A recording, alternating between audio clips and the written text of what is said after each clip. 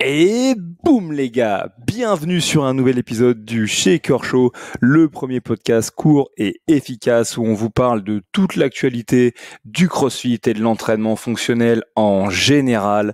Les gars, j'espère que vous allez bien, vous nous avez manqué, on était dans la sauce et tel le film du premier samedi du mois, bang, nous voilà de retour avec mon acolyte de toujours, Gauthier, comment tu vas ? Je suis en pleine forme, ouais, très content d'être de retour dans le podcast avec maintenant une régie quasiment. On a un plan large et tout.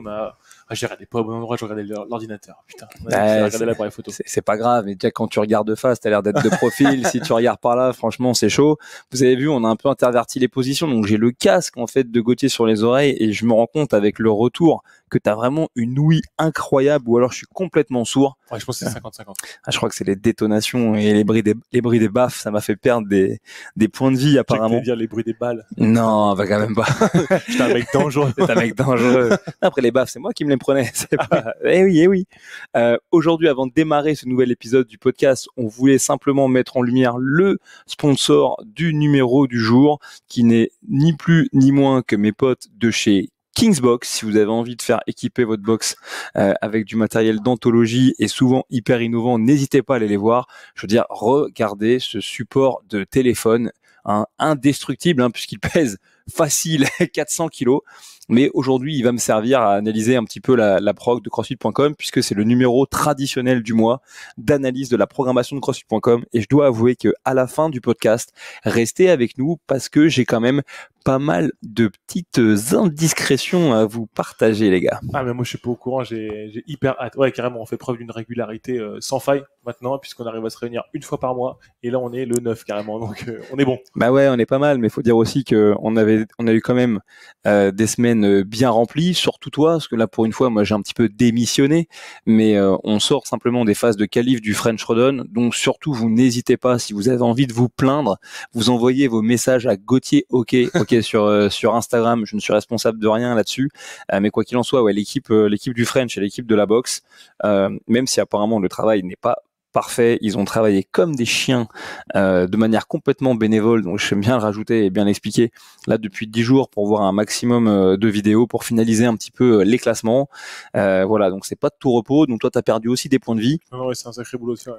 On a fait les annonces à la fois à Paris et à Lyon, c'était un sacré bordel. Moi j'ai passé ma vie à dîner avec des mecs des Games, j'ai mangé avec André Houdet, ça faisait hyper longtemps que je l'avais pas vu, j'ai mangé avec toute l'équipe de Genas, qu'est-ce qu'on a rigolé. Ah là là, je peux pas partager les anecdotes qu'on s'est échangées pendant ce repas, mais je peux te dire que j'ai évoqué des techniques de nose breathing que vraiment, je pensais pas que je parlerais de ce genre de truc, mais c'était vraiment très drôle. Ouais, vraiment de super bonnes soirées. André, c'était vraiment cool. Ouais. Et Martin aussi, c'est cool. Oui, franchement, ils ont tous envoyé la sauce. Vraiment, il y avait tout ce qu'il fallait. Voilà. En tout cas, on espère que vous avez pris du plaisir à faire un petit peu les votes de qualif du French. On vous rappelle les dates de la finale. Ça va être de mémoire 23, 24 et 25 juin de cette année. Je pense que c'est ça. Ça sera au Vélodrome de Saint-Quentin en Yvelines. Si vous n'avez pas encore pris vos places, il est toujours le temps de vous rendre sur www.frenchrodon.com pour les récupérer. Ouais, les licences, ça va être cool. Exactement. Maintenant, une fois que c'est fait, on va pouvoir attaquer directement dans le vif du sujet. On va parler ensemble de la programmation de CrossFit.com. Ce qu'on va évoquer sur ce mois, je pense que on va faire abstraction de tout ce qui concerne les Age Group Qualifiers qui a quand même peuplé un petit peu la programmation de .com. Je propose qu'on s'intéresse aux WOD benchmark qui ont été utilisés et répétés. Il y en a eu un paquet ce mois-ci. Je propose qu'on s'intéresse également aux journées lourdes qui ont un petit peu pimenté la programmation de ce mois parce que vous savez, c'est notre propagande à nous de vous rappeler que vous devez les aimer, ces journées, les intégrer dans votre programmation ou dans votre entraînement si vous vous entraînez de manière un peu indépendante. Et puis enfin, j'aimerais qu'on discute un petit peu des mouvements, soit les nouveaux, soit des mouvements qu'on a déjà vus mais qui ont l'air de revenir avec plus de régularité sur CrossFit.com et je pense que ça nous permettra d'avoir une trame pour ce numéro. Allez, c'est parti, on fait ça.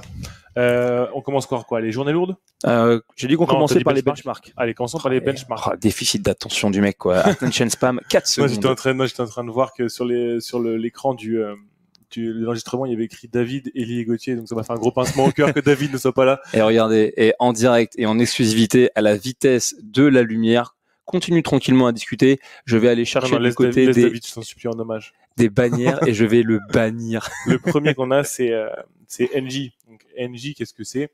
Eh ben, c'est une des cousines de Cindy, Chelsea, Barbara aussi un petit peu. C'est 100 pull-up, 100 push-up, 100 sit-up, 100 air squat. Moi, c'est un WOD que j'ai fait à CrossFit Louvre 2 avec David Lenouvelle et Mehdi. Et franchement, c'est vraiment un WOD qui est vraiment balèze. Le plus dur dans ce WOD-là, c'est vraiment une fois que vous avez passé les push-ups. Franchement, 100 pull-ups, c'est compliqué, mais c'est jouable. Les 100 push-ups, c'est une traversée du désert. Les 100 sit-ups, ça fait juste mal au cul. Et les 100 squats, il faut foncer. Mais ouais, franchement, c'est un sacré workout. Moi, c'est un WOD que j'aime beaucoup. Franchement, c'est un WOD je sais pas s'il y a une sorte de prépa Murph, c'est un sujet dans lequel je ne... J'espère que vous aurez la vidéo sur ce podcast parce que comme ça, j'envoie des petites bombes. C'est un WOD qui se rapproche un peu de ce qu'on pourrait retrouver sur Murph. Nous, on rentrera pas dans le débat le plus houleux du CrossFit, à savoir est-ce qu'on fait une prépa Murph ou non. Mais franchement, c'est un WOD qui prépare bien un genre de WOD. Voilà, et en attendant, je fais une petite digression quand même parce que au sein de la programmation de WIS Affiliate, qui est la programmation qu'on co-dirige avec Gauthier et pour laquelle on a la chance maintenant de travailler avec plus de 25 box répartis un peu partout sur le territoire national, on a eu le malheur de demander si les honneurs avaient envie de faire une petite prépa Murph à leurs adhérents. Franchement, c'est là qu'on se dit la démocratie quand même. C'est où la démocratie participative, c'est quand même le bordel en fait de. On a eu toutes les réponses. Toutes. Donc c'est assez rigolo, mais bon, quoi qu'il en soit, vous aurez une préparation à Murph si vous suivez WIS Affiliate, de même que si vous suivez WIS Athlète, il y a une programmation à Murph qui est prévue. Angie, cet entraînement-là, Gauthier, si toi tu le donnes à tes athlètes, c'est quoi les 2 mouvements sur lesquels tu vas apporter le plus d'adaptation, selon toi? Le plus d'adaptation, franchement, ceux qui ont le plus de risque de entre guillemets de rhabdomyolyse ou de franchement c'est la rhabdo qui me ferait le plus peur, donc je pense que c'est déjà la pull-up. Le premier truc que je scalerais, c'est les pull-up. Je pense que pour un athlète intermédiaire, j'irais déjà jouer sur le volume. Est-ce que tu m'entends? Ouais, je t'entends, il n'y a pas de souci. J'ai pas de retour sur mon son, j'ai eu peur que tout ce que je disais est intéressant depuis le début de ce podcast ne soit pas enregistré. C'est juste que c'est comme d'habitude, tu peux t'amuser juste à augmenter le truc qu'on appelle le son de ta voix. J'ai mes cordes vocales, il faut que je monte. Voilà, exactement. C'est quand je suis pas sûr de ce que je suis en train de dire, quand je baisse la voix. Ouais, parce que le mec, il vous fait peur avec la rhabdomyolyse, mais en tout cas, essayez de capter un truc en J, c'est un WOD avec des gros volumes. Donc, c'est-à-dire que c'est un travail de résistance que vous faites quand vous programmez ce WOD-là. Donc, moi, ce que je vous inciterai à faire, si vous avez la chance d'avoir un athlète qui a tout le répertoire gestuel, ok, en J, vous pouvez faire 100, 100, 100, 100, parce que c'est effectivement la résistance qu'on cherche à tester, mais pour un athlète qui est exposé pour la première fois et qui a tous les mouvements une nouvelle fois, il n'y a rien qui vous empêche de faire 25, 25, 25, 25 et de faire plusieurs tours de ce truc-là. Et ensuite, au gré de votre expérience dans le monde du CrossFit, vous pouvez augmenter. Si vous êtes face à des athlètes qui ont jamais fait face à un gros volume de travail, c'est sûr que de les lancer sur 100 pull-ups, surtout quand on a envie de les réaliser vite avant de passer à la suite, c'est vraiment quelque chose de pas évident. Maintenant, en termes d'adaptation, bon, agiter le diable de la rhabdo, ouais, ça va 30 secondes. Je pense pas que vous ayez de grands risques sur cet entraînement-là de le causer. Mais par contre, en termes de temps pour augmenter l'intensité, il faut quand même capter qu'en fonction du profil d'athlète, vous pouvez vous retrouver par exemple avec des athlètes peut-être comme moi, qui galèrent au sit-up, un truc de fou et qui perdent un temps incroyable là-dessus. Et donc des fois, si vous avez détecté que c'est vraiment un point faible, bah ça vaut la peine peut-être de resserrer un petit peu le volume de travail, par exemple passer de 100 à 75, simplement pour avoir peut-être aussi une répartition entre les exercices qui est un peu plus équilibrée. De la même manière que si vous avez des athlètes, c'est les rois des butterfly pull-up, je pense quand même que dans cet entraînement qu'on appelle Angie, ça peut valoir la peine aussi de travailler le keeping pull-up et de contraindre les athlètes à faire le keeping pull-up, faute de quoi ils vont se retrouver, ils vont faire 3 minutes les 100 pull-up pour les meilleurs athlètes, j'entends. Ensuite, ils prennent une première claque au push-up, mais grosso modo, ils s'en sortent souvent dans le même genre de laps de temps. Et puis après, au sit-up, il se passe un truc où c'est beaucoup plus long, et les squats, c'est pareil, ça s'enlève à peu près dans un temps similaire.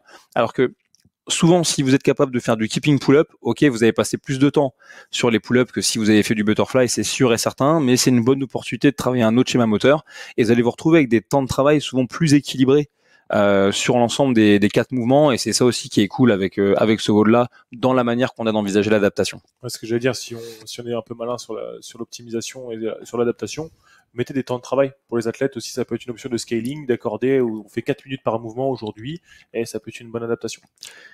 Autre WOD qu'on peut un petit peu regarder très succinctement, mais c'est pour vous attirer un petit peu l'œil sur ça, c'est le WOD du 6 avril. c'est pas un benchmark à proprement parler, mais c'est simplement un WOD en intervalle au rameur qu'on retrouve très souvent. Dans CrossFit.com, c'est 10 secondes à fond de balle, 50 secondes à fond, 10 secondes de récup, 40 secondes à fond, 20 secondes de récup, etc. Et on répète ce cycle 5 fois. Ça, typiquement, pour tous les athlètes qui sont un petit peu compétiteurs et qui des fois savent pas trop comment travailler, on va dire leur capacité monostructurelle, gardez-le bien en tête, cet entraînement, parce que il revient fréquemment. Je pense que c'est pas pour rien. Et puis vous pouvez le faire avec un minimum de matos, tout seul, ça ne prend pas beaucoup de temps. Et très franchement, la première séquence de travail de 50 secondes sur le rameur, c'est votre échauffement. Et après, vous envoyez. Donc gardez ça dans un coin de votre tête. Mais moi, c'est un type de travail que j'apprécie particulièrement. Ouais, puis ça laisse l'opportunité en classe déjà de pouvoir revoir le rameur et de tous ces mouvements-là qui sont un petit peu éludés quand on est dans l'enseignement. Si on a d'autres mouvements en plus du rameur, c'est pas le premier sur lequel on va se jeter dans l'enseignement. Là, c'est l'occasion de pouvoir travailler sur différentes choses puisqu'on aura différents laps de temps et donc différents focus sur le rameur. Yes. Parmi les autres benchmarks que tu avais repérés, Gauthier, il me semble que ce mois-ci, on a programmé un entraînement qui s'appelle The Chief. Est-ce que tu veux nous en parler un petit peu de cet entraînement? Mais j'adorerais t'en parler. Mais je ne le retrouve pas. The Chief, qu'est-ce que c'est? The Chief, c'est un WOD en intervalle de CrossFit qui, moi, franchement, j'aime beaucoup ce WOD, parce qu'il envoie vraiment la sauce. Je me rappelle, je l'avais fait dans le coffre à CrossFit Louvre avec David, encore une fois. Franchement, c'est un sacré WOD. Bon, je ne retrouve pas, donc je n'ai pas de tête. Tant pis pour ça. Ce WOD-là, c'est du power clean, des squats et des push-ups. Exactement. C'est la bonne combinaison. Magnifique. C'est même du power clean, des push-ups et des squats. Donc franchement, c'est un WOD déjà. On sort de là, on est balèze comme tout, donc c'est forcément un bon WOD. Et puis sur ce WOD, ça permet d'avoir une vitesse d'exécution qui est vraiment supérieure à ce qu'on pourrait faire si c'était un AMRAP de 15 minutes. Puisque c'est vraiment des petits intervalles courts avec un peu de récup. C'est vraiment un entraînement qui est cool. Pas mal, ça, pas mal. Ok, ça c'est un petit peu pour les WOD benchmark qu'on va retrouver ce mois-ci. Le Chief, le Hanji, le repeat du travail au rameur un petit peu en intervalle. Donc allez chercher de ce côté-là. Maintenant sur le mois qui est du coup le mois d'avril, il y a eu également beaucoup de travail lourd. Et j'aimerais du coup qu'on soit capable de revenir un petit peu dessus. Ouais, les premières semaines, la première journée qu'on va retrouver, c'est le back squat. 5 séries, 3 reps. En fait, ce qu'il faut noter dans ces journées lourdes de ce mois-ci, c'est que les formats varient énormément. Il y a du 5x3, il y a du 5-5, 3-3-3, 1-1-1. Il y a du travail de single. Il y a un travail un peu plus particulier au deadlift où on vient faire un EMOM et monter en charge au travers des différentes minutes. Donc c'est vraiment tout est fait pour que on rende les journées lourdes plutôt fun. Autre truc aussi qu'on va pouvoir retrouver, c'est quand même, si c'est pas toujours des journées lourdes, c'est aussi des journées où on va avoir mélangé du travail lourd, mais aussi avec d'autres types de mouvements parfois assez originaux. On aura encore une fois l'occasion de revenir dessus, mais vous avez notamment une combinaison sur un AMRAP de 12 minutes, de 5 deadlifts à 145 kg environ, mélangé avec du travail de muscle bar strict. Et de la même manière, vous allez retrouver sur un travail de power snatch en lourd, il sera précédé sur un travail de skill au press to handstand. Donc c'est pour vous dire que très souvent, quand on programme du lourd, des fois on est soit tenté de mettre un gros metcon après, mais qu'en fait en vérité vos journées lourdes, vous avez d'autres moyens de les déguiser pour pas tomber là-dedans et quand même amuser vos athlètes. Et que là, dans les deux exemples que je vous donne, c'est soit faire un travail sur un mouvement technique avant de travailler le lourd. Donc en gros, on fait quelque chose un petit peu sérieux, où on va parfois tenter de développer des mécaniques sur un mouvement qu'on n'a pas encore acquis, soit on met du coup un travail complémentaire, entre guillemets, dans les temps de récup, si je peux parler un petit peu comme ça, pour venir rythmer un petit peu les choses. Donc aujourd'hui, par exemple, même si c'est un AMRAP de 12 minutes et que je suis d'accord, on va rechercher de l'intensité, vous vous doutez bien que si vous faites du deadlift à 150 bombes, sauf si c'est vraiment votre truc, comme par exemple ça peut être mon cas en toute transparence, moi des trucs de débiles comme ça pour moi c'est des trucs que en tout cas j'aime bien, je suis loin d'être le meilleur mais en tout cas j'aime bien. Ça me rappelle un fitness park à Lyon là avec bench press deadlift, ça c'était vraiment voilà, ça c'était ma cam, ça c'est sûr. Mais en tout cas ce que je veux dire c'est voilà, c'était l'occasion de travailler ce muscle up bar strict ou un mouvement challengeant pour l'athlète. C'est cool, il fait ses 3 reps de deadlift, il se concentre, ça lui tape un petit peu le nerveux et ensuite il va chercher un exercice de tirage, soit qui le challenge, c'est l'option qui est un peu suggéré dans CrossFit.com, soit au contraire un travail neurologique aussi qui le challenge. Il va pas bouger très vite, mais au final, voilà, ça permet un petit peu de pimenter, d'agrémenter et de rendre cette partie-là du boulot un petit peu plus fun. Ouais, il est vraiment cool ce workout, franchement, celui avec les strict bar muscle up. Et puis, c'est pas un mouvement qu'on a l'occasion de voir très, très, très souvent sur .com. Et même à mettre en place, je pense qu'il y a plein d'options cool à faire pour nos athlètes. Là, l'idée qu'il faut se dire, c'est vraiment se dire, OK, il n'y a pas d'action de la hanche sur le muscle up, donc c'est vraiment ce qu'il faut que je reproduise avec toutes les typologies d'athlètes que je pourrais rencontrer dans ma salle, du grand débutant à l'athlète le plus confirmé. Et franchement, dans vos box, je sais pas si c'est comme ça chez vous, mais nous, on a très peu d'athlètes qui savent faire des strict bar muscle up. On a que Claudia qui sait faire des strict bar muscle up dans la box. Et c'est normal, parce que la partie la plus lourde de Claudia, c'est son bras. Son cerveau. C'est aussi son cerveau, c'est vrai. Donc du coup, si on revient un petit peu sur ça, on n'en fait pas des caisses sur les journées lourdes, mais c'est quand même de comprendre que vous avez du power snatch, que vous avez du back squat, que vous avez, c'est pas véritablement une journée lourde, mais que vous avez du deadlift lourd. Il y a pas mal d'haltérophilie ce mois-ci au sens large, qu'on peut les mélanger avec d'autres types de boulot, et que donc ce mois-ci, ce qu'il y a d'intéressant, je pense à relever sur la programmation de CrossFit.com, ce sont donc ces deux nouveaux mouvements, notamment, enfin nouveaux dans le sens où on les a peu d'habituellement dans la prog. Le premier, c'est le strict bar muscle up. Donc ça, c'est quelque chose, je pense, qui est un petit peu dans l'air du temps. On peut parler un petit peu c'est les Blue Monkey Battle qui ont lieu il y a pas longtemps. Ils ont fait un travail de planche qui est finalement pas très loin d'un travail de bar muscle up strict quand on y pense. Pompier, la planche du pompier. Okay, c'était vraiment cool d'avoir intégré ça. Mais j'ai vu par exemple Antoine Dumain, comme par hasard, intégrer pas mal de travail ces derniers temps sur le bar muscle up strict. C'est parce que je pense quand même que les mecs compétiteurs qui regardent peut-être CrossFit.com, ils se disent tiens, s'ils mettent ça, c'est peut-être que c'est quelque chose qui nous attend, mais que véritablement c'est un travail de base, malgré tout, d'être capable de se suspendre et de passer par-dessus un objet, peut-être avec finalement une action de la hanche moins prononcée, parce que en fonction de l'agrès sur lequel tu es en train de le faire, si tu dois par exemple franchir un mur ou quoi que ce soit, bah, tu n'auras pas forcément l'opportunité d'utiliser ça. Et enfin, autre mouvement, le fameux reverse press to handstand, et ça pour moi c'est véritablement un signe à l'approche des demi-finales, parce que mine de rien ça va arriver dans pas longtemps, dans le sens où ce mouvement-là, il était présent aux Games l'année dernière et qu'il y a beaucoup d'athlètes qui se sont pété les dents dessus, et que là je pense que le fait qu'il le réintègre, c'est à nouveau un signe pour vous dire attention les gars, vous avez été testés sur ça l'année dernière, c'est sûr ça va revenir, et à nouveau si vous suivez un petit peu vos copains, copines, ou des mecs que vous admirez parce que c'est des compétiteurs, vous allez voir qu'ils sont beaucoup ces derniers temps à travailler le reverse press to handstand. Je pense à Métis Grénéron qui l'a fait, je pense à Benjamin Barbier qui s'est qualifié là pour la première fois a priori en Elite French, donc félicitations à lui parce que je sais que ça comptait pas mal pour lui. J'ai vu également un certain David Lepic, un bon pote à nous, qui est pas vraiment un athlète, mais on cite son nom quand même, lui aussi être capable de le travailler. Et pour moi, c'est hyper intéressant parce que du coup, j'ai commencé à le bosser aussi pour qu'on puisse l'intégrer véritablement dans les classes.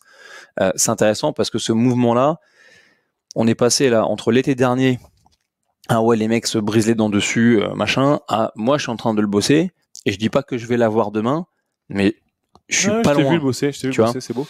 Je suis pas loin. Donc il y a plein d'exemples en compète, on a vu ça, hein. Même au ROG, ils avaient des log bars pour faire les muscle-ups, ça change un peu. Au Wodapalooza, je dis pas que c'est ce qu'il faut faire vu les images qu'on a eues, ils ont fait du handstand juste du handstand hold, max handstand hold sur les parallettes. Sur les parallettes. Ouais, quand on a eu Patrick Vellner tomber à plat comme ça sur le dos, franchement, mettez pas trop ça dans vos compètes. Et là, tu vois, sur le test qu'on appelle ça des demi-finales en team, on voit qu'il y a du handstand pirouette, par exemple, à pratiquer pour les teams en marche sur les mains. Donc, je pense que ce travail de skill, il va falloir l'inclure de plus en plus parce que c'est le genre de choses qui vont vraiment faire la différence maintenant. On se rend compte qu'on a affaire à des athlètes qui, de manière générale, ont un fitness très large, donc les différences sont vraiment très minimes sur des choses plus basiques, plus classiques de CrossFit en tout cas, qu'on a l'habitude de retrouver, et que les vraies différences se font, on l'a vu l'année dernière aux Games, sur les nouvelles choses et leur capacité à s'adapter à des nouveaux éléments, à des nouveaux exercices. C'était marquant quand on a vu quand même aux Games les athlètes où il y avait très peu d'athlètes qui étaient capables de remplir le double cross-under, puis la pirouette, puis passer et marcher sur les mains. Ça a fait une différence énorme entre ceux qui savent faire ça et ceux qui ne savent pas, au contraire d'un toast to bar vélo par exemple. Je pense que effectivement il faut avoir un maximum d'armes en magasin et donc aussi reconnecter avec cette idée que au travers du CrossFit, ce qu'on veut, c'est apprendre aussi des nouveaux mouvements. Et je pense que c'est une idée qui est importante. S'il devait y avoir un message dans ce podcast, c'est que très souvent, les résultats, les progrès lorsqu'on est athlète, et moi je suis le premier à avoir eu cette culture-là et je l'ai toujours. C'est pas sûr par la culture du score. Ouais, j'ai été plus rapide, j'ai fait plus de reps, j'ai levé plus de poids. Faudrait pas oublier, surtout lorsqu'on est pédagogue et qu'on a des élèves en face de nous, qu'en fait il y a plein de moyens de faire progresser les gens et que notamment le but du CrossFit, vu que c'est de développer un fitness qu'on va pouvoir évaluer sur plein de modalités de travail. Et quand on dit modalité de travail, c'est-à-dire capacité à réaliser des tâches et donc des exercices et donc à acquérir des compétences. Ça veut dire que je vais pas rendre fondamentalement peut-être tous les jours mes athlètes plus forts. Par contre, je peux peut-être contribuer pour eux à leur permettre d'apprendre peut-être tous les jours de nouveaux mouvements. Et donc, une nouvelle fois, dites-vous, quand vous êtes athlète, si vous êtes coach, perdez pas ça de vue. Votre athlète, des fois, il est content parce qu'il va back squatter 2 kilos de plus, et c'est tant mieux pour lui. Mais combien de fois vous avez la chance aussi de rendre un athlète satisfait, content de lui dans la réussite, parce que vous l'avez amené à apprendre peut-être un nouveau mouvement ou vous l'avez rapproché d'une nouvelle difficulté. Et quelques semaines de ça, on coachait à Louvre 3 là, un WOD avec du dumbbell squat snatch. Et je vois moi descendre un athlète, un gonze, il veut chercher une dumbbell de 30 kilos, qui est la charge RX du WOD du jour, et je le vois taper des power snatch. Je dis mais qu'est-ce que tu fous, c'est pas dumbbell squat snatch? Il me dit non, mais avec le dumbbell squat snatch, je peux mettre que 7-8 kilos, c'est naze, donc je veux garder 30. Et en fait, on a juste bossé ensemble 5 minutes, et je l'ai fait passer d'un dumbbell squat snatch à 8 kilos à un dumbbell squat snatch à 20 kilos. Une nouvelle fois, c'est pas je l'ai fait passer, mais en gros, il a la capacité de le faire. Voilà, exactement. Un peu dessus, ça marche. Je l'ai accompagné, etc. Et puis il a gagné un petit peu de confiance. Et donc au final, il a pas fait le WOD du jour avec la charge RX, mais je peux vous garantir que la satisfaction qu'il a eu à faire en WOD un mouvement en plus réputé complexe comme le dumbbell squat snatch, bah ça valait mieux pour lui en termes de résultats et de réussite que de faire du power snatch avec 30 bombes. Ah ouais, c'est sûr. Franchement, c'est valable pour énormément de choses. Et moi, j'ai galéré énormément à faire plein de mouvements de CrossFit. Mais les premières fois où j'ai commencé à faire 2 mètres et demi de marche sur les mains dans un WOD, ça valait 1000 fois plus que les mecs qui faisaient 15 mètres à côté de moi unbroken. Parce que je sais comment j'ai galéré. Exactement. Donc, si vous êtes pratiquant de CrossFit, le message, c'est quoi? Jouez avec votre corde, travaillez un petit peu avec les parallèles en fonction de vos capacités, allez pas vous mettre dans des situations dangereuses, et essayez de développer, pourquoi pas, le bar muscle up strict. Ça pourrait être... c'est un challenge, mais ça peut être quelque chose que vous avez envie de faire. Et puis si vous programmez ou si vous êtes coach, voilà, n'oubliez pas, mettez des mouvements différents dans votre programmation, notamment pourquoi pas lors des journées lourdes, à faire pendant les temps de récup, à faire avant le travail lourd en lui-même, comme ça a été fait sur CrossFit.com. Et ne perdez pas de vue que oui, pour faire progresser les athlètes, on peut les faire gagner en améliorant leur capacité à produire de la puissance, c'est vrai, mais on peut aussi les faire progresser en leur donnant la capacité de faire toujours plus, de mouvements. Et une nouvelle fois, là, si on regarde le CrossFit.com du mois d'avril, il y a les mouvements qu'on a listés, mais il n'y a pas que ça. Il y a aussi du pistol, il y a du ring dips, il y a de l'overhead squat, il y a des strict HSPU facing the wall, sauf erreur de ma part. Bref, il y a tout ce qu'il faut. Donc voilà, une nouvelle fois, amusez-vous avec ça, c'est un truc assez important. Et spécialement ce mois-ci, il y a un mouvement qui pour le coup n'est pas un nouveau mouvement, mais qu'on a vu pas mal, Gauthier, et c'est le bench press. Ah ouais, le bench press, carrément, le retour en grâce du bench press, ça c'était le moment qu'on attendait. On allumait un cierge à l'hôtel du bench press tous les jours avec Ellie, on était prêts à voir ça. Et on a vu un WOD qui est un WOD qu'on a adoré, c'est le rameur bench press, 5 tours, 500 mètres de rameur, 15 bench press. Ça, on a trouvé ça plutôt cool. Et si on compte le nombre de fois où on l'a vu, 2 fois, parce qu'on l'a vu aussi dans les online qualifiers avec aussi du bench press. Et c'est un WOD qui fera partie des semi-finals avec des dumbbell bench press. Donc, vous faites du CrossFit, faites du bench. D'accord, apparemment qu'ils veulent qu'on prépare un petit peu la plage, mais c'est aussi pour dire, voilà, pousser, tirer, c'est des combinaisons qui marchent toujours bien. Moi, c'est les WOD que j'appelle un peu les WOD carrosserie, quand de temps en temps j'en partage sur Instagram, sur un compte qu'on appelle The Shaker Show, n'hésitez pas à aller le suivre, vous allez voir, c'est marrant. Et donc du coup, tout ça pour dire, voilà, le bench, ça fait une partie importante de tout ce qu'on va chercher à développer en capacité à pousser. Bien sûr, si vous êtes le genre de gonze un peu comme moi, avec une flexibilité au niveau de l'épaule complètement à revoir, n'hésitez pas à remplacer plutôt par des mouvements de handstand push-up ou des mouvements de strict press ou des mouvements de push press. Mais si vous êtes à l'inverse, un athlète qui est plutôt bon en tout ce qui est travail shoulder to overhead, allez intégrer un peu de bench press aussi à ce que vous êtes capable de faire. Déjà, ça va contribuer à votre force et à votre capacité dans les mouvements de presse de manière générale. Mais en plus, moi, je suis intimement persuadé que ça contribue aussi à la santé, à la stabilité de l'épaule. Donc, c'est vraiment un travail qu'il faut effectuer de la bonne manière, avec la bonne technique, les bons placements. Si vous faites du lourd, ne perdez jamais de vue que des 3 mouvements de powerlifting, en termes de blessures, c'est quand même le plus dangereux. Pas à cause du mouvement, mais c'est parce que si malheureusement il vous arrive un pépin, vous êtes allongé en dessous de la barre et il n'y a rien pour la retenir. Donc travaillez toujours avec une parade, soyez smart, mais véritablement intégrez ce mouvement dans votre entraînement. Ouais, carrément, c'est un mouvement qui est important. Et puis, s'il est fait de manière raisonnée, franchement, ça peut vous aider pour tout. Mais en haltérophilie, ça va vous aider un petit peu pour renforcer tous les muscles du haut. Et puis, comme disait Ellie, en CrossFit, on cherche à pousser et à tirer dans toutes les directions. Donc, si c'est fait de manière raisonnée, vous feriez pas du back squat 5 fois par semaine. Bon, ne faites pas du bench 5 fois par semaine. Si 2-3 fois par mois, ça va très bien. Vous avez retenu, en CrossFit, on veut tirer dans tous les sens. Donc voilà, on fait attention. Ouais, j'ai bien vu que tu avais pas fait attention. Vous avez vu la VAR. Moi, je n'ai pas... Question pour toi, avant qu'on passe à la suite. De tous les WOD là que tu as vu sur le mois d'avril, est-ce qu'il y en a un ok, qui t'a fait kiffer plus que les autres. Ça peut être un dont on a parlé ou un dont on n'a pas parlé. Bah, le rameur bench press, j'aime bien, mais j'aime bien surtout celui avec le run et le wall ball box jump et re-run. Tu vois, c'est 800 mètres, 50, 40, 30, 20, 10, wall ball box jump et ensuite re 800 mètres de run. Ça fait un peu une sorte de Kelly, mais en moins dur, parce qu'on court pas à tous les tours. Et donc, moi, j'aime bien ce genre de board là. Je suis pas bon au box jump. Je sais pas, il est pas bon en bon jump. Vous rigolez ou parce qu'en fait, il a même pas besoin de jumper. Le mec, il monte sur sa pointe des pieds, clac, il est directement, il est directement sur la boîte. Ok. Moi, je t'avoue que celui qui a un peu attiré mon attention, le Jerk Bike était bien aussi. Exactement, ce que j'allais dire, le barbell cycling, la clean and jerk et bike, qu'on a d'ailleurs par ailleurs mis dans Wiss Affiliate tellement on l'a kiffé. Ça, c'est vraiment un entraînement qui m'a attiré quand même mon attention, dans le sens où là, il faut être c'est rare qu'il y ait vraiment du gros barbell cycling comme ça dans CrossFit.com. On est quasiment dans l'équivalent d'un Randy, mais avec cette fois-ci une barre d'épaule jetée. On met du vélo à l'intérieur pour faire augmenter un petit peu le cardio et la sauce. Franchement, pour initier vos athlètes du coup à la capacité à enchaîner les répétitions sans lâcher la barre avec une belle trajectoire, apprendre à effacer un petit peu les hanches, ça c'est vraiment le bon type de WOD parce qu'on manipule une barre qui est légère, donc on peut vraiment se focaliser sur ça. Et puis on fait monter le cardio à l'aide d'un mouvement qui est du vélo, qui est très simple d'exécution, beaucoup moins technique. Donc ça peut vous donner l'opportunité de construire un bon cours à partir de ça, et ça c'est vraiment pas mal. Ouais, et puis si vous le coachez en classe, il y a plein de moyens d'améliorer ça pour garder ça fun. Enfin, faites l'enseignement, faites pratiquer les athlètes à la barre, au clean and jerk.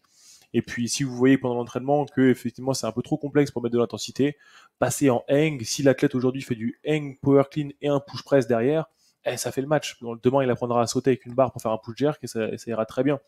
Mais ce qui est important aussi, c'est de voir qu'il y a encore de la récup dans ce WOD. Il y a encore 2 minutes de récup entre chaque tour. Donc entre The Chief, entre ce WOD-là et entre le WOD avec le box jump, box jump, front squat et je sais plus quel mouvement, il y a eu 3 fois des WOD en intervalle ce mois-ci. Ouais, c'est normal, c'est parce que pour ceux qui n'ont pas passé leur level 1, ce que vous devez comprendre, c'est que dans la méthodologie CrossFit, bon, dans le monde du sport, on peut considérer un certain nombre de filières énergétiques et un certain nombre de manières de permettre à notre corps de réaliser des efforts. Je veux pas rentrer dans des choses qui sont techniques, mais en tout cas, il faut capter que dans le monde du CrossFit, on essaye très souvent d'être dans des efforts qui vont durer aux alentours d'1 minute, ce qu'on appelle ça peut devenir de l'intervalle training quand c'est dans des formats comme ça avec de la récup, ou ça peut être de l'intervalle training camouflé parce qu'on fait un mouvement puis on fait un autre, mais que donc c'est pas du tout étonnant et que ça devrait être comme ça dans la plupart de vos entraînements. Vous devriez viser à enchaîner des exercices sur des périodes de temps qui vont durer environ 45 secondes, ou faire ce type d'entraînement dans lequel au final vous allez passer pas mal de temps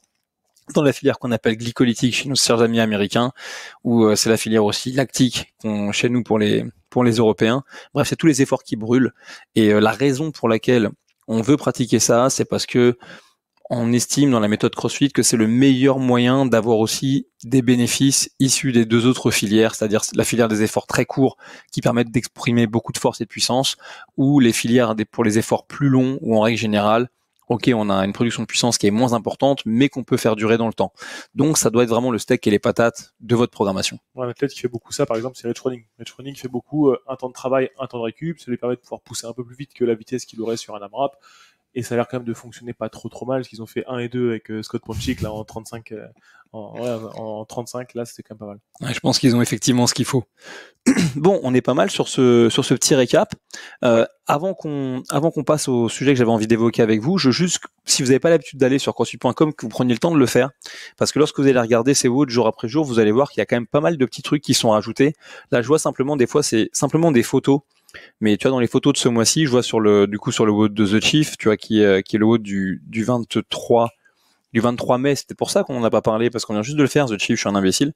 Mais quoi qu'il en soit, vous avez une photo avec une option d'adaptation, tu vois, sur les push-ups, sur le WOD qu'on a évoqué avec les rope climb, les DU et le pistol. À nouveau, vous avez un coach qui est en train de démontrer une version des adaptations du pistol. Et d'ailleurs, je crois que ce jour-là, ils avaient posté sur CrossFit Training sur Instagram différentes options d'adaptation du pistol.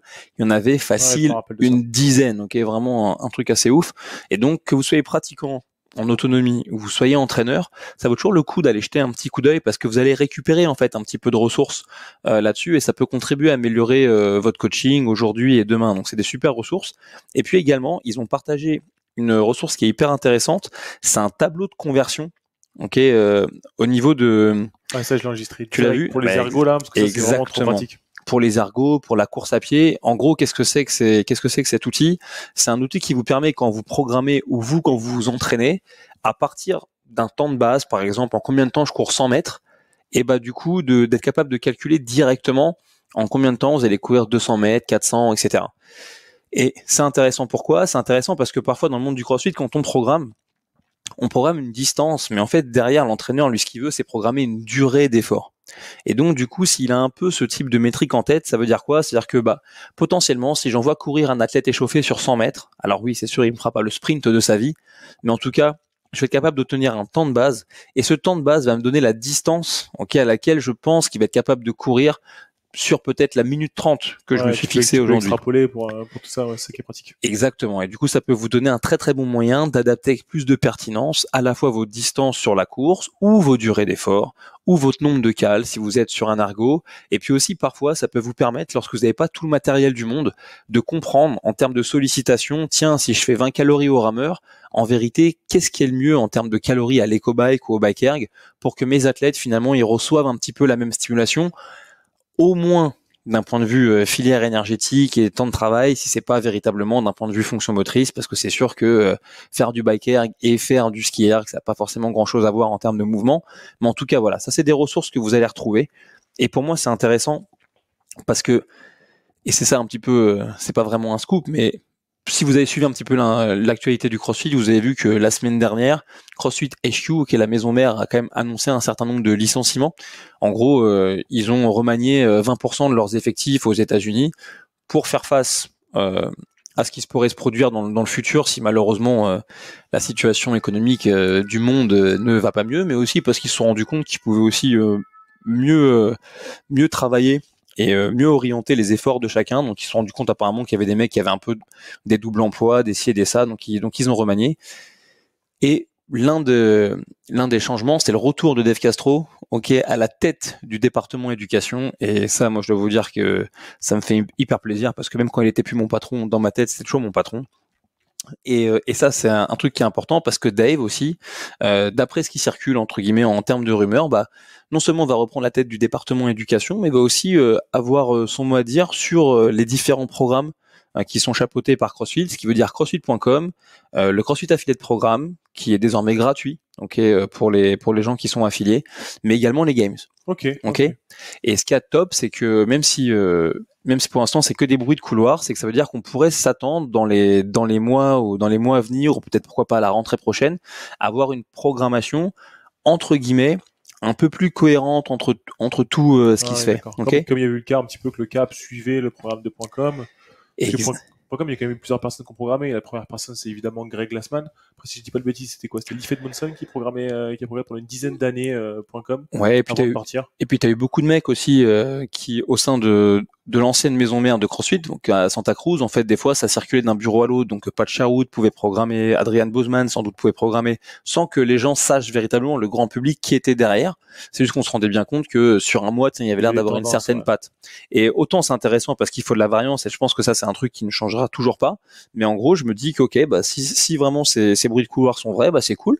Parce que ça veut dire que peut-être dans le futur, il y aura une certaine, si c'est pas une homogénéité, mais plus de cohérence, et peut-être des ponts entre, là, c'est ce qu'on commence à voir, par exemple avec le compte Instagram de CrossFit Training, où tiens, on sort un WOD aujourd'hui avec du pistol, et on en profite sur CrossFit Training, on va mettre des vidéos d'options, du pistol, qui pourront être reprises par exemple sur CrossFit France, mais peut-être aussi que ça envoie à une ancienne vidéo, tu vois, YouTube, sur .com, etc.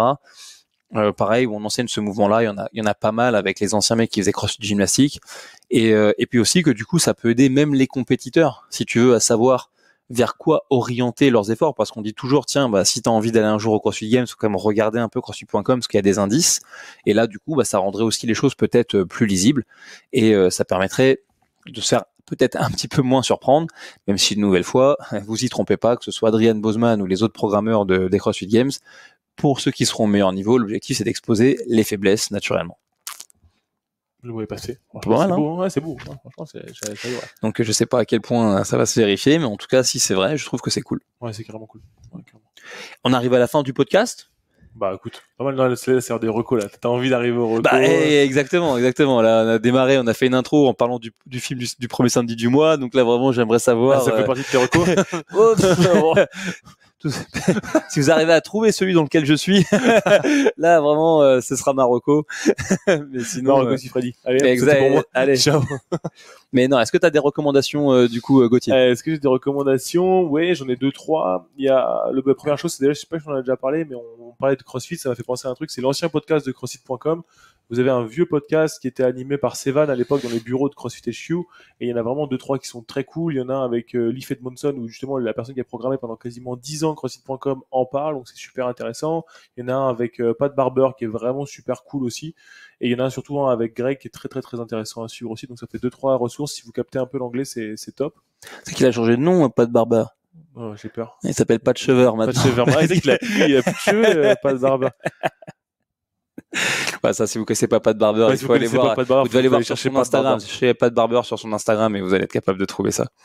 Ouais, c'est tout. J'ai ça comme recommandation. Ok. Je sais pas si j'ai autre chose. Non, j'ai rien. Bah écoute, moi j'ai 2 recommandations. Première recommandation que je vous fais, c'est d'aller écouter le dernier podcast de Dave Castro qu'il a fait avec le mec qui s'appelle Joko. Ah, c'est bien ça alors. Bah, je dirais c'est pas forcément la meilleure intervention que j'ai entendue de Dave Castro. Chez Sevan, c'était costaud quand même. Chez Sevan, quand il va chez lui, c'est vraiment très bien. Vraiment costaud, ce qu'il va le chercher aussi lui, ça c'était drôle. Même la toute première qu'ils avaient fait en face à face, je crois que c'est dans Orange directement. Okay. Celle-ci, elle est vraiment bien. Non, mais ce qui est cool, c'est que si j'ai jamais pris l'occasion véritablement d'écouter Dave Castro, ce qui est cool, c'est que finalement dans ce podcast, Dave il fait un peu une synthèse de tout ce qu'il a pu dire dans différents podcasts. Okay. Et c'est ça en fait moi que je trouve intéressant, c'est-à-dire que vous n'allez pas apprendre grand-chose de nouveau, si ce n'est qu'apparemment Dave Castro a envie de faire de l'huile d'olive. Voilà. Ça c'est le truc que vous allez pouvoir découvrir dans ce podcast. Mais par contre, ce qui est cool, c'est qu'il fait une synthèse, donc il explique véritablement comment est-ce qu'il a développé cette envie de rentrer dans l'armée, comment est-ce qu'il est devenu Navy Seal, comment est-ce qu'il a rencontré un petit peu Greg Glassman, ou du moins pourquoi est-ce qu'il s'est mis à pratiquer le CrossFit, comment il a commencé à travailler du coup pour le Level 1, pour le séminaire staff, et comment est-ce qu'il a progressé. Et puis ensuite il revient sur des choses qui sont liées à sa manière de communiquer sur les réseaux, il parle un petit peu des games, etc. Donc c'est vraiment un podcast qui est cool. Il dure 2h45 en tout le podcast, mais finalement l'intervention de Dave Castro, elle est sur 1 heure. Donc okay. Vous passez une intro de quelques minutes, vous écoutez Dave parler, et puis ensuite il termine le numéro, et c'est donné du coup par donc Joko, là, ce mec-là, moi je savais pas, mais en fait il est honneur de boxe depuis 2007. Okay. Et c'est pour ça que moi ça m'a intrigué, parce que je connaissais ce personnage, on le voit déjà dans les vidéos de Joe Rogan par exemple, c'est un ancien aussi Navy Seal, mais en fait je savais pas du tout qu'il était affilié depuis 2007, et donc ça c'était intéressant. Bref. Mais là c'est 2 recos en anglais qu'on a donné maintenant. Est-ce qu'on n'a pas une reco française un peu là? J'ai une reco tout bêtement en français, et je vous le dis tout net, on a sorti il y a quelques jours officiellement les 4 épisodes du documentaire sur le French Rodon. Elles sont sur une plateforme qui s'appelle www.buildingthefrench.com. Ok, c'est le site internet qui héberge les 4 épisodes. Ces 4 épisodes sont payants, ok, et ça coûte 1 euro. Ça coûte 1 euro pour voir le premier épisode, et cet euro va directement dans la poche du réalisateur qui s'est vraiment cassé le dos pour faire ces 4 épisodes qui racontent un petit peu l'histoire du French au travers de certains athlètes, dont Antoine Dumain, Romain Fayonneau, mais aussi beaucoup d'anonymes. Donc je vous invite vraiment à aller regarder cette série de 4 épisodes qui est vraiment top. En plus, il paraît qu'il y a un mec ultra charismatique qui fait la voix off, c'est genre, c'est ce qu'on m'a dit. Ah mais il y a des mecs, il y a le nouvel Ops, ils se sont dit que c'était le nouveau Jean Reno ou André Dussolier de la voix off, hein, c'est vraiment incroyable.